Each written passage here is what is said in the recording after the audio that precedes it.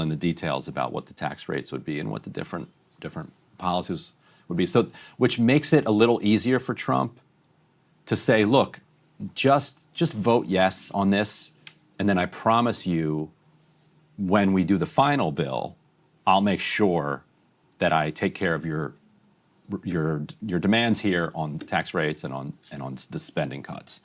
And what Andy Harris, is saying, I don't trust the president to be able to do that. Not that I don't trust the president, but I don't think that he has the power, really, to go forward and do that, especially as he's floating that he's going to raise taxes on the rich.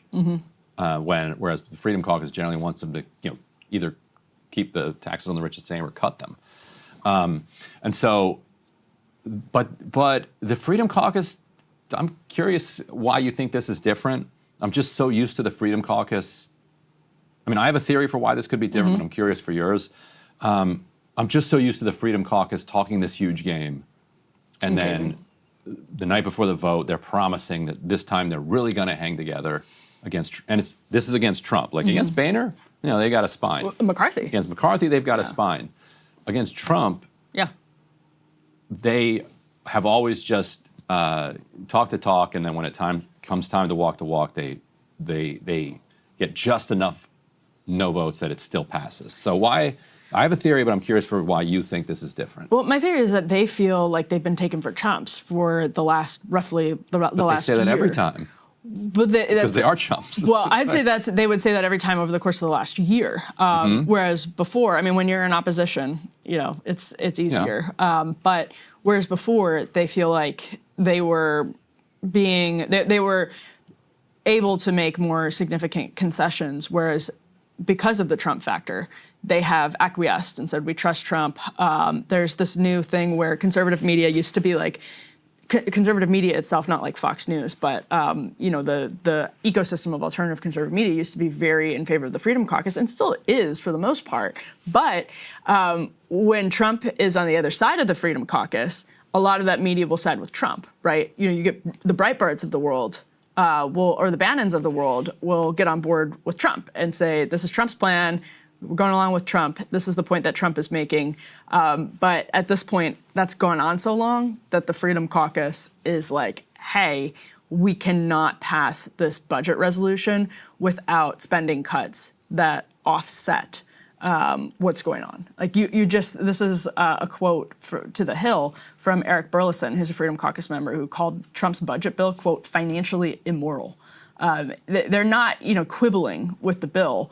They see it as being like really significantly messed up, and that's where. So this is Lloyd Smucker, quote, that's a hell of a name. We've got to reduce spending to put the country on a better path fiscally. Yeah, I think the disagreement is some of us really believe that the resolution is an important foundation on which to build a good bill. And so we want to ensure that some of the principles that all of us agree to are included. Man, good luck. That's all I can say.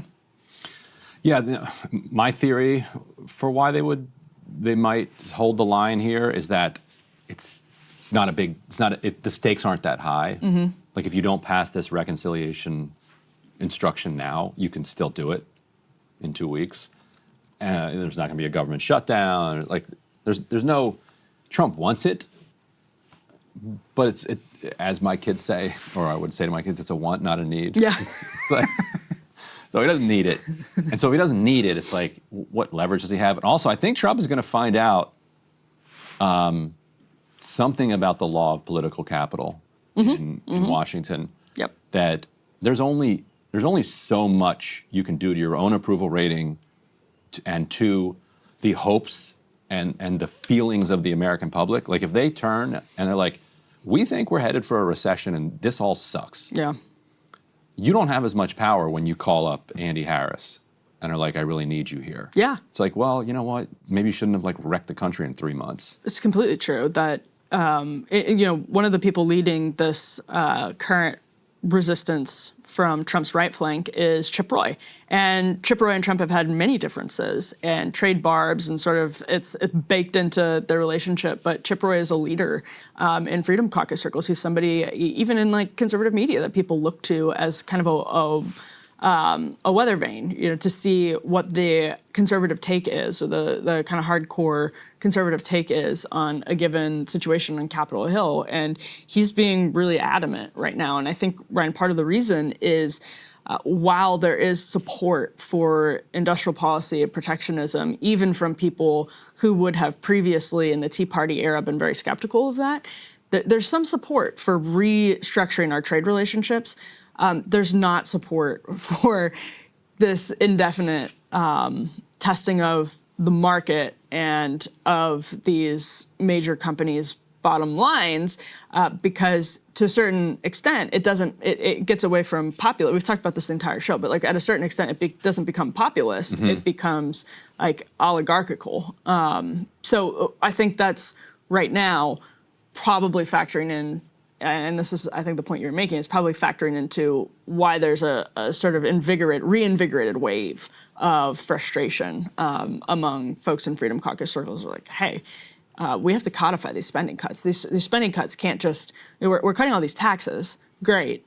If we don't codify these spending cuts now, when are we ever going to do that?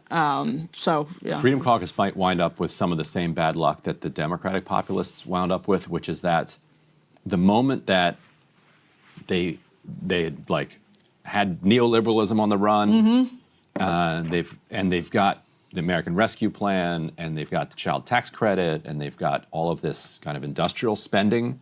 The exact moment that they're notching win after win after win, the economy is coming back from a pandemic. You've got all these corporations jacking up prices, you've got supply chains collapsing, and you've got these price increases. So it was the most difficult political environment to push a lot of new federal spending, even popular federal spending, into the economy and into the public. And a lot of it was rolled back as a result, and people were very angry then when it was rolled back. Now, just as the Freedom Caucus is getting the ability to really slash spending in a serious way, they might be doing it into the teeth of a fierce recession, which is the absolute last time the public wants to hear about austerity. Yep. Hey, if you liked that video, don't forget to hit the like button and subscribe to Breaking Points. If you want to see the rest of Counterpoints, go to breakingpoints.com to become a premium member and get the full uncut show every morning in your inbox and on Spotify.